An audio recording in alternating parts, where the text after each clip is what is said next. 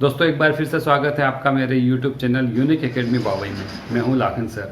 आज हम पढ़ने वाले हैं प्रेजेंट परफेक्ट कंटिन्यूस टेंस। इसके पहले हमने 9 टेंस पढ़ लिए हैं। यदि आपने वो टेंस के वीडियो नहीं देखे हैं तो यूट्यूब पे जाइए, यूनिक एकेडमी बावई सर्च कीजिए और चैनल को खोलकर उसकी प्लेलिस्ट में आपको सारे वीडियो मिल जाएंगे। अगर आप मेरे चैनल पर नए हैं तो प्लीज़ चैनल को सब्सक्राइब ज़रूर कर लें और साथ में बेल आइकन को प्रेस कर दें ताकि आपको जैसे ही कोई नया वीडियो अपलोड होता है उसकी जानकारी समय पे मिल जाए। आइए आज के वीडियो की शुरुआत करते हैं।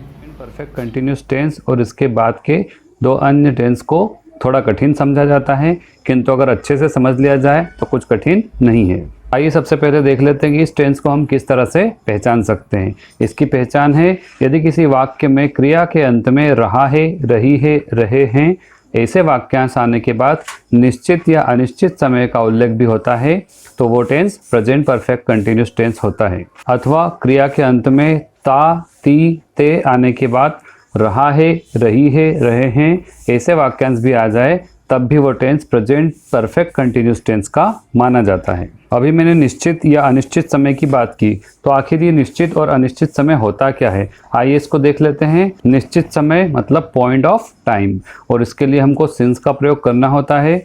अनिश्चित समय को पीरियड ऑफ टाइम कहा जाता है और इसके लिए हम फॉर का प्रयोग करते हैं। आपकी सुविधा के लिए मैंने यहाँ एक टेबल बना रखी है। पहले देखते हैं निश्चित समय। पहला है 9 बजे से, 3:30 बजे से, 4:45 बजे से आदि, मतलब वह समय जो हम घड़ी से बताते हैं वो निश्चित समय होता है। दूसरी तरफ देखें, 2 घंटे से, आधे घंटे से, 15 मिनट से आदि, इस तरह का समय जो हम घड़ी देख के नहीं बताते हैं उसे हम अनिश्चित समय कहते हैं। दूसरे पॉइंट की बात करें, हम देख सकते हैं जब किसी कैलेंडर की तिथियों का जिक्र हो तो उसे हम निश्चित समय मानते हैं, जैसे सोमवार से, जनवरी से, 10 तारीख से, 1990 से। जबकि अगर कैलेंडर की तिथियों का जिक्र ना हो तो वह अनिश्चित समय होता है, जैसे पिछले कई हफ्तों से, पिछले 3 दिनों से, पिछले 2 महीनों से, पिछले 5 वर्षों से आदि। तीसरे पॉइंट में देखें, सुबह से, शाम से, जन्म से, बचपन से आदि, इस तरह का जो समय होता है उसे भी हम निश्चित समय मानते हैं। आइए सबसे पहले देख लेते हैं अफर्मेटिव सेंटेंसेस बनाने के लिए हम किस स्ट्रक्चर का प्रयोग करेंगे। सबसे पहले subject plus has have plus been plus V4 plus object plus since for plus rest part of the sentence. क्योंकि आप परफेक्ट टेंस पढ़ चुके हैं, आपको पता है हैज और हैव का प्रयोग किस तरह से किया जाता है। हैज 3rd पर्सन सिंगुलर के साथ प्रयोग किया जाता है, जबकि हैव का प्रयोग बाकी सारे सब्जेक्ट्स के साथ किया जाता है। और इससे पहले वाली स्लाइड में हम सिंस और फॉर को देख चुके हैं। निश्चित समय के साथ सिंस का और अनिश्चित समय के साथ फॉर का प्रयोग किया जाएगा। उदाहरण है, नीता 2 घंटे से रंगोली बना रही है।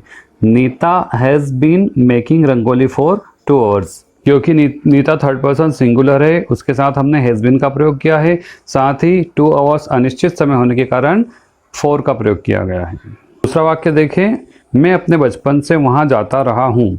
आई have been going there since my childhood. जहाँ पहले वाक्य में रही है के साथ में समय का जिक्र है, वहीं दूसरे वाक्य में ता के साथ में रहा हूँ का प्रयोग किया गया है, जिसकी पहचान हम पहले ही देख चुके हैं।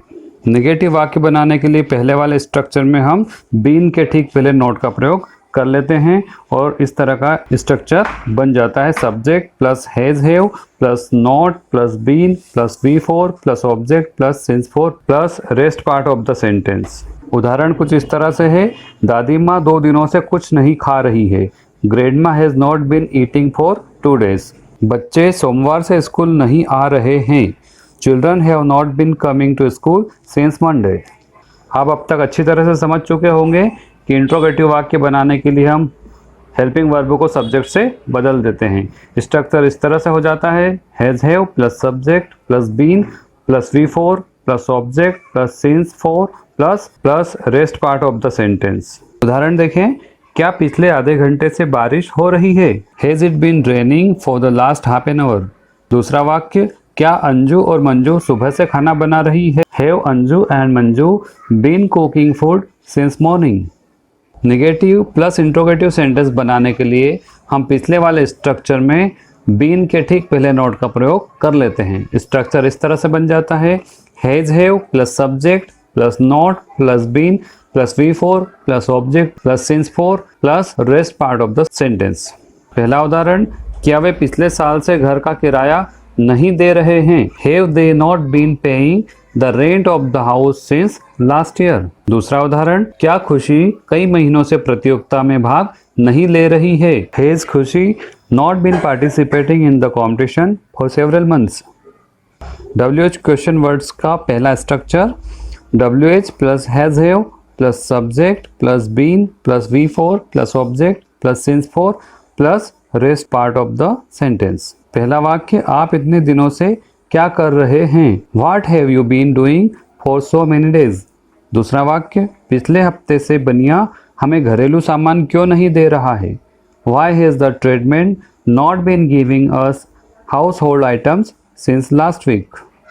जैसा कि आप जानते हैं, WH क्वेश्चन वर्ड्स के टाइप 2 में हम 4 प्रश्नों को शामिल करते हैं, हुज, विच, हाउ मेनी और हाउ मच। इसके लिए जो स्ट्रक्चर है, WH plus object plus has have plus subject plus been plus V4 plus since 4 plus rest part of the sentence. उदाहरण के माध्यम से समझें। पहला वाक्य है, आप एक महीने से कौन सी किताब पढ़ रहे हैं? Which book have you been reading for a month? दूसरा वाक्य, शाम से किसका भाई बाहर इंतजार कर रहा है? Whose brother has been waiting outside since evening. Thank you दोस्तों, आपने प्रेजेंट परफेक्ट कंटिन्यूस टेंस का ये वीडियो अंत तक देखा। उम्मीद है आपको टेंस समझ में आ चुका होगा। अगर फिर भी आपके कोई डाउट है तो कमेंट बॉक्स में ज़रूर लिखिए, मैं कोशिश करूँगा आपके प्रश्नों का जवाब दे सकूँ।